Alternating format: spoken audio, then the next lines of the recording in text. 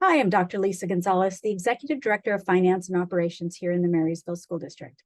In this week's episode of Budget Bytes, we're going to take a look at what is the prototypical model for school district funding. Let's get started. The prototypical model in Washington is a formula where the state takes a look at the number of students that we have in every school district, and they say, this is the number of teachers, principals, librarians, instructional aides, nurses, and a number of other staff positions. They say this is the number of individuals you can have supporting those students based on your enrollment. The state, otherwise known as the Office of the Superintendent of Public Instruction, that's OSPI, they determine that adequate funding and they come up with that staffing. Now, here in our school district, we do get some augmentations. That means that we get additional funds because we're in a higher cost of living area.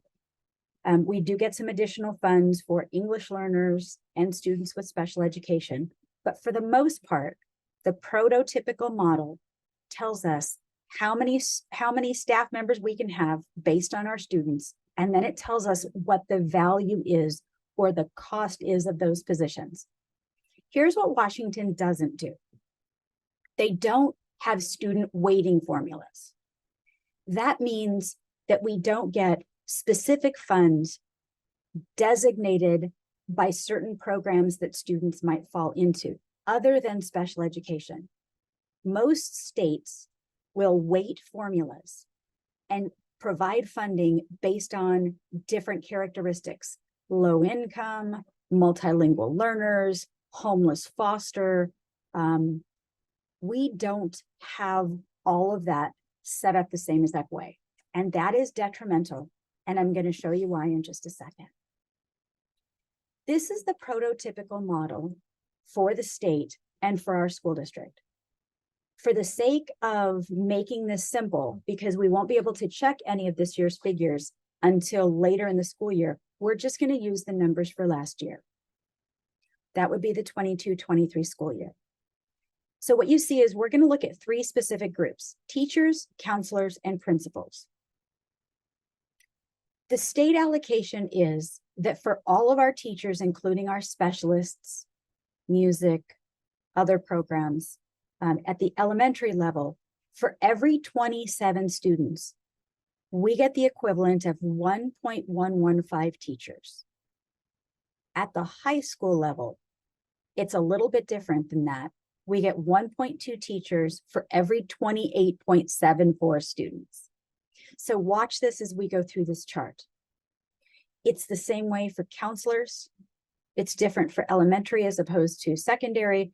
We don't have all of the numbers in here for all of the groups. We tried to make this as simple as possible. So let's move on to this second column here.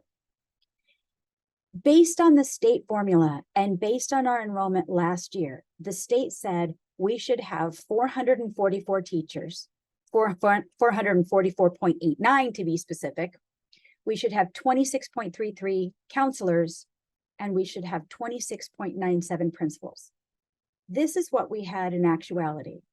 We had 460, 60, and 29 approximately.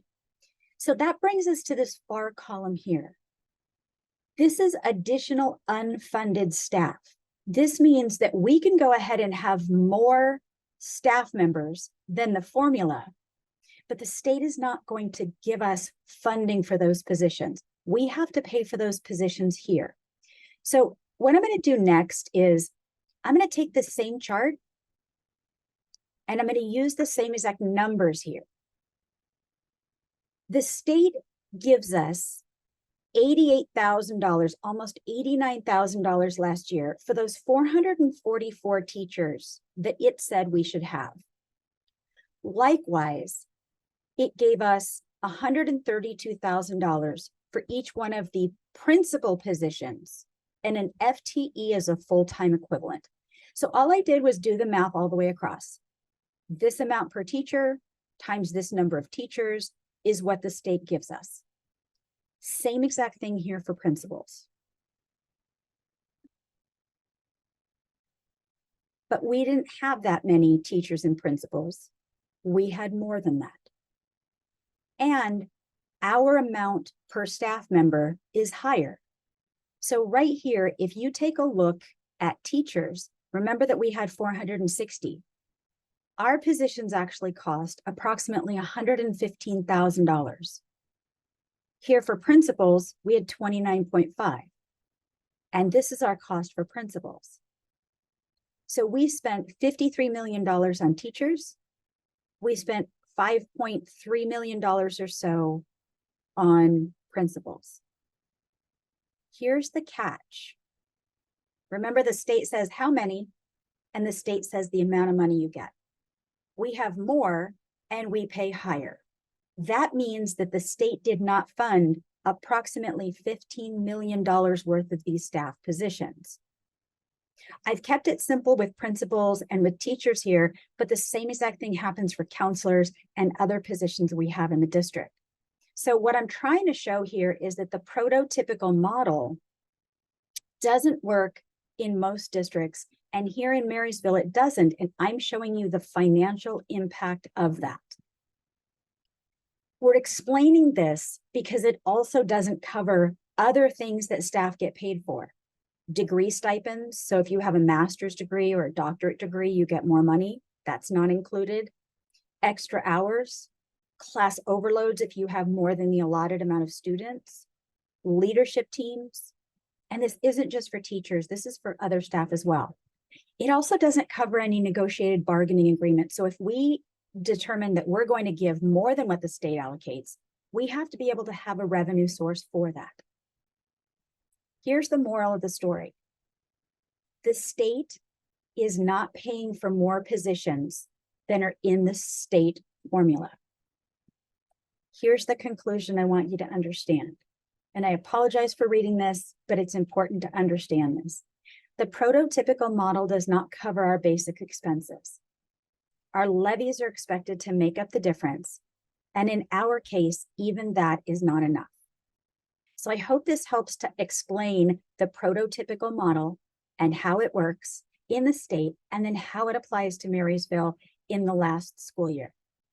If you've got a question for future Budget Bite episodes, please send those to budgetbytes@msd25.org, and we'll see you next week.